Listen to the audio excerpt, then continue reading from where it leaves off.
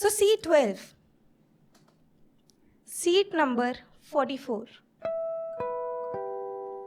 मुझे शताब्दी से ट्रैवल करना बहुत पसंद है।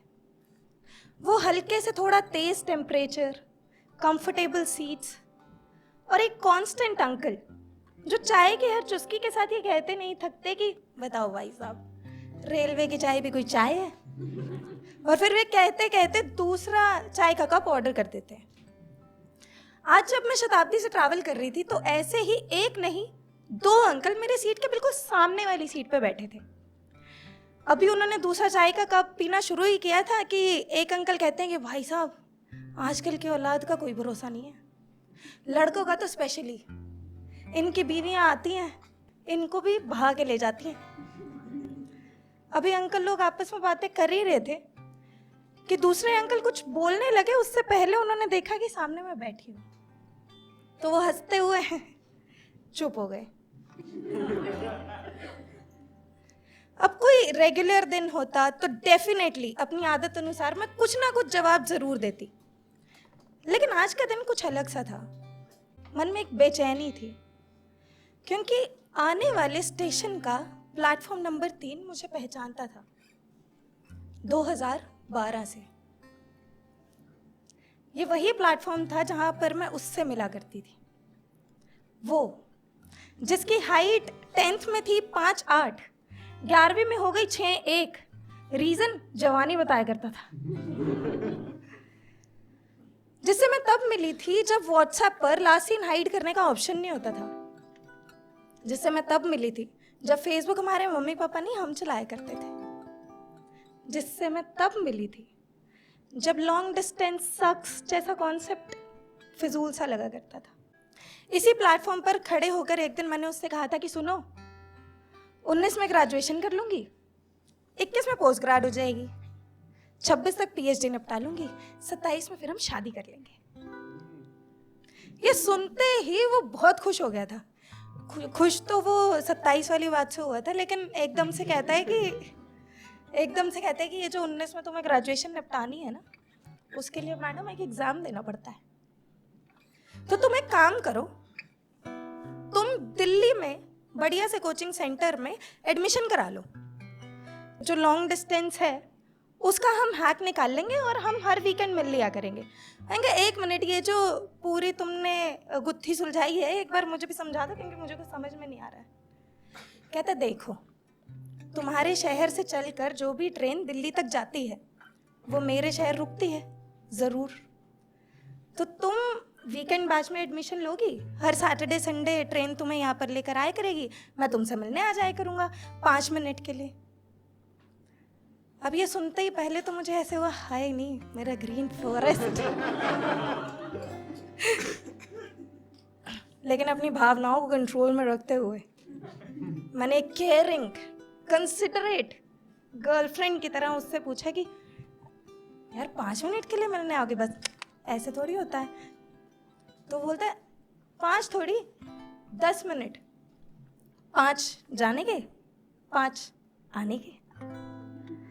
है नहीं मेरा ग्रीन फॉरेस्ट। तो ये जो कहानी आप लोग आज सुन रहे हैं, इसका प्लॉट 2012 में लिख दिया गया था। जब भी मैं ट्रेन लेती मैं उसे मैसेज करती डिपार्टेड। उसके स्टेशन से 2 स्टेशन पहले, रीचिंग इन 15 मिनट्स। उसके स्टेशन से 1 स्टेशन पहले, अगला स्टेशन तुम हो। उसके स्टेशन पहुंचने पर कभी मुझे टेक्स्ट करना ही नहीं पड़ा, क्योंकि जैसे परवाना अपनी रोशनी की ओर खिंचा चला जाता है, बिल्कुल वैसे ही हम दोनों भी भीड़ में से एक दूसरे को ढूंढ लिया करते थे। उसकी आंखों का भूरा रंग मैं दूर से भी पहचान सकती थी। मानो अगर इस पूरी दुनिया में कोई एक सच्चा रंग है तो वो सिर्फ भूरा। जब भी हम दोनों वो 5 मिनट के लिए मिला करते थे ना, तो मैं कम से कम बातें किया करती थी, क्योंकि उन 5 मिनटों में मैं उसे पूरा का पूरा याद कर लेना चाहती थी कि इसकी दाहिने आंख के बिल्कुल साइड में जो तिल है ना, वो ऐसा लगता है जैसे ठीक ठीक इसकी नजर उतारता हो, कि कहीं भी इसे आईना दिखे ना तो ये अपने बाल संवारने लगता है। कि इसकी मुस्कुराहट कैसी दिखाई देती है, इसकी हंसी की आवाज़ कैसी सुनाई देती है। मैं उसे पूरा का पूरा याद कर लेना चाहती थी। 5-6 महीने तक मैंने उसे अच्छा खासा याद कर लिया। बस प्रॉब्लम ये थी कि जिस कोर्स को वो सोच रहा था कि 1 साल का होने वाला है, वो असल में 6 ही महीने का था। अब मैं चाहती तो शुरू से उसे बता सकती थी कि ये कोर्स उतने टाइम का है नहीं, लेकिन उसमें क्या मजा। कभी कभी फ़ोन पे सोचा कि बता दूं कि 1 साल नहीं, ये 6 महीने की बात है, लेकिन अरे फ़ोन पे थोड़ी ऐसी बातें की जाती हैं। और प्रोक्रास्टिनेशन तो एट इट्स पीक। और अब मैं उसे याद करूं या सच का खुलासा करूं, एक टाइम पे इतना कुछ नहीं होता है। तो जब ये 6 महीने पूरे होने को थे, तब इंस्टीट्यूट में बैठे हुए मुझे एकदम ख्याल आया कि हो सकता है कि अब बहुत जल्दी हमारी ये मुलाकातें होनी बंद हो जाए। तो मैंने सोचा कि अब इसे बताया कैसे जाए, इस राज का खुलासा कैसे किया जाए। तो मैंने वही किया जो नहीं किया जाता है। मैंने सोचा चलो फ़ोन पे बता देते हैं। सामने से इंसान चिल्लाता है तो ज़्यादा दिखाई भी देता है, फ़ोन पे बस सुनाई देता है। तो मैंने इंस्टीट्यूट से निकलते ही बहुत ही कैजुअल एटीट्यूड के साथ उसे फ़ोन में लाया। दूसरी तरफ से आवाज़ आई, the number you are trying to reach is not reachable. एक तो ये आदमी और इनकी टाइमिंग, हर टाइम ये आदमी फ़ोन उठाएगा, हर टाइम ये मैसेज का रिप्लाई करेगा, आज नहीं। मैंने कहा कोई बात नहीं, देखते हैं कितनी देर तक नॉट रीचेबल रहता है। थोड़ा आगे जाके मैंने दोबारा उसे फ़ोन में लाया। Again, the number you are trying to reach is not reachable. तो वहाँ जाकर देखा जनाब का लास्ट सीन दोपहर 12:30 बजे। अभी बज रहे हैं शाम के 4। चलो कोई बात नहीं, संडे है, रेस्ट कर रहा होगा, बहुत निरंतर रेस्ट ही कर रहा है आज ये। तो इसे थोड़ा टाइम दे दिया गया। मैं स्टेशन पर पहुंची तो वहाँ जाकर पता चला कि ट्रेन 1.5 घंटा लेट है। मैंने उसे मैसेज किया कि सुनो, आज ट्रेन 1.5 घंटा लेट है।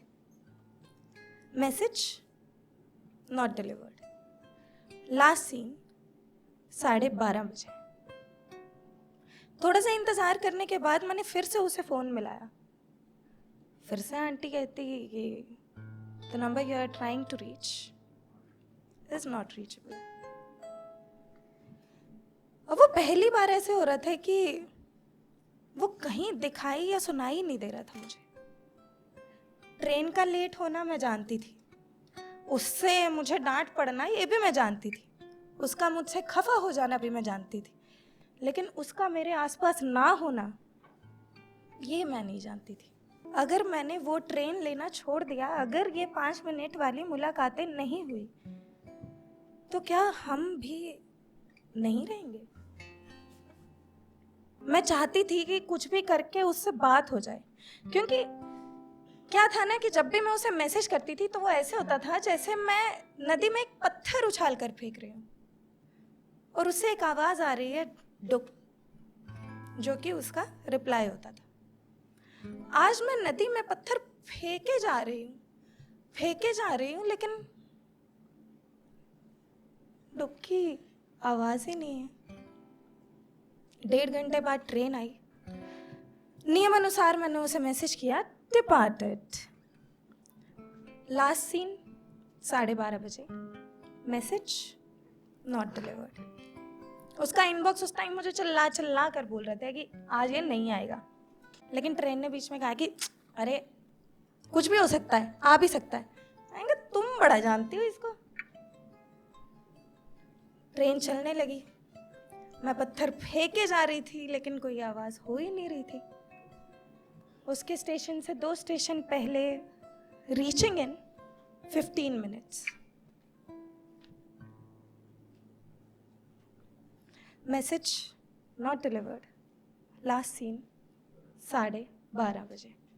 जैसे जैसे ट्रेन चलती जा रही थी, मुझे ऐसे लग रहा था कि वो नदी बहुत दूर होती जा रही है। अभी तक वो मुझे दिख तो रही थी, अब वो मेरी नज़रों से भी परे हो रही है। मैं फिर भी पत्थर उछाल कर फेंके जा रही हूँ, लेकिन मेरी आवाज़ कहीं है ही नहीं। 1 स्टेशन पहले, अगला स्टेशन तुम हो। Message not delivered. Last seen 12:30 बजे। जैसे जैसे ट्रेन उसके स्टेशन की ओर बढ़ रही थी, मुझे मेरी नदी गायब होती दिखाई दे रही थी। मुझे ऐसे लग रहा था जैसे मेरे फेंके हुए पत्थर एक जगह पर इकट्ठे हो चुके हैं और नदी अब बहुत दूर जा चुकी है। अब वो कभी मुझे दिखाई नहीं देगी। कभी वहां पर नदी थी भी, वो नदी क्या बहुत पहले ही जा चुकी थी। ये सब सोचते सोचते जब ट्रेन उसके स्टेशन पर पहुंची, मैंने जानबूझकर अपनी आंखें मीच ली, क्योंकि मैं किसी भी हालात में उसके स्टेशन को उसके बिना नहीं देखना चाहती थी। नम आंखों के साथ उसके स्टेशन को मैं नहीं पहचानना चाहती थी। मैं चाहती थी कि कुछ भी हो, ये स्टेशन का नाम बदल जाए, ये ट्रेन यहाँ से गायब हो जाए, ये स्टेशन यहाँ से गायब, कुछ ऐसा हो जाए। लेकिन तभी आवाज आई, डुप। मैंने आंखें खोली और खिड़की के बाहर वो खड़ा था। उसने इशारा किया, बाहर आओ, जल्दी आओ, 5 मिनट है। मैं जल्दी से उठ के बाहर चली गई। बाहर जाते ही उसने एक्सप्लेनेशन देनी शुरू की। अरे आई एम वेरी सॉरी यार, मेरा फ़ोन ख़राब हो गया था, तुम्हारा नंबर मुझे याद नहीं था, आई एम सॉरी, तो इसलिए मैं तुम्हें कांटेक्ट नहीं कर पाया। Really sorry to keep you waiting. ये सब बोल रहा था, किसको फ़र्क पड़ता है। मैंने बस यही कहा कि मुझे लगा था कि तुम आज नहीं आओगे। तो उसने कहा, क्यों? मैं कहना चाहती थी कि मेरे इनबॉक्स ने कहा था, लेकिन मैंने कहा कि वो मैसेज डिलीवर नहीं हो रहे थे, तुम्हारा फ़ोन भी नहीं लग रहा था। तो बोलता, ये क्या बात है, हम दोनों के बीच फ़ोन कब से आ गया? हर वीकेंड पर ये ट्रेन तुम्हें लेकर आती है, मैं तुम्हें मिलने आता हूँ, तुम्हें देखने आता हूँ, तुम्हें आया हूँ, आई नहीं मेरा ग्रीन फॉरेस्ट। उस दिन मैंने उसे नहीं बताया कि हो सकता है कि बहुत जल्द हमारी आखिरी मुलाकात इस स्टेशन पर हो, क्योंकि मुझे मालूम था कि वो डुब की आवाज़ भले ही देरी से आए मगर आएगी ज़रूर। नदी कहीं नहीं जा रही, यहीं पर है। तभी ट्रेन का हॉर्न बजा। वही ट्रेन अब जाकर उसके स्टेशन पर रुक गई थी।